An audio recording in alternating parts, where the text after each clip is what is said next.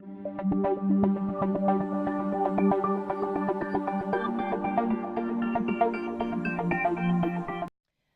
back, everybody. Okay, now that we understand the operation of square root and we understand what numbers we can square root, the perfect square numbers, now we've got to talk about some special cases. So let's go to the PowerPoint, and again, let's make sure we're all on the same page. My first expression says square root is 64. So when I see the square root symbol, that symbol is asking me in words what number times itself would produce 64. 64 is on our perfect square list. If you say your perfect square list, which you need to memorize, listen to me say it. 1, 4, 9, 16, 25, 36, 49, 64. 64 is on that list. It's a perfect square, which means I should be able to tell the square root of it. So what number times itself is 64? That would be 8. If you look closely, that radicand inside is a positive number. So we can always square root a positive number inside the square root symbol. The radicand, as long as it's positive, we could square root it. However, look at my next expression in the PowerPoint. It is read the square root of negative 64. So again, I'm asking you to do the operation square root, but now your radicand is negative. Well, does that matter? Well, let's think about it. In math, you can't change the meaning of a definition. The square root symbol is a definition. Every time you see that square root symbol, you are saying to yourself, what number times itself would make the radicand? So look at my expression. My radicand is negative 64. Can you multiply the same number to get out a negative 64? Well, we know it's not 8, because 8 times 8 would be positive 64. So most of you are going to tell me the answer is negative 8. Well, ladies and gentlemen, that doesn't make sense. Square root means you multiplied the number to itself.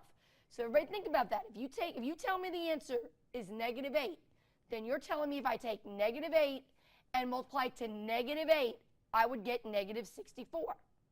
Well, we know that's not going to happen because we've learned our rules. We know a negative times a negative is a positive. So now we know the square root of negative 64 cannot be 8. We know the square root of negative 64 cannot be negative 8. So again, the question is there a number in our number system, on our number line, that if you take it and multiply it to itself, the same number, can you get negative 64? And the answer is going to be, there's no way to do it. There's no way to take two numbers that are the same and multiply them and make them negative. We all know a positive times a positive will always be a positive. We know a negative times a negative will always be a negative. There is no way that you could ever take two same numbers and multiply them to make a negative radicand. Therefore, you can never do the square root of a negative radicand. Now, because we can't do the operation, we have to say something. Vocabulary is extremely important. You have to use the correct terminology. When we say we cannot do a square root, we do not use the word undefined. Okay? We do not use the word no solution. We just do not say there's no answer. The correct verbiage is when we cannot do a square root of a negative number, we say there is no real root. We say no real root. So when I ask you what is the square root of negative 64 and you look at me and say, I can't do that, you were going to write on your paper, no real root. Now, do not get that expression mixed up with my last expression on the PowerPoint.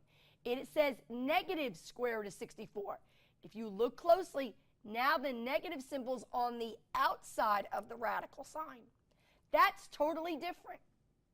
That negative on the outside of the radical sign does not mean the same thing as having the negative inside. This time your radicand is positive. Inside is a 64. It's positive. And we know we can do the square root of 64. What number times itself to 64? That's easy. That's 8. What we'll do is now take that 8 and we'll multiply it to the negative on the outside, because that negative on the outside is really the coefficient -1. So the value of negative square root 64 is -8. So we've got to pay very close attention when we're dealing with square roots. If there's negatives, we have to understand whether the negative is on the inside of the radical sign or on the outside. Let's go to the whiteboard and try some.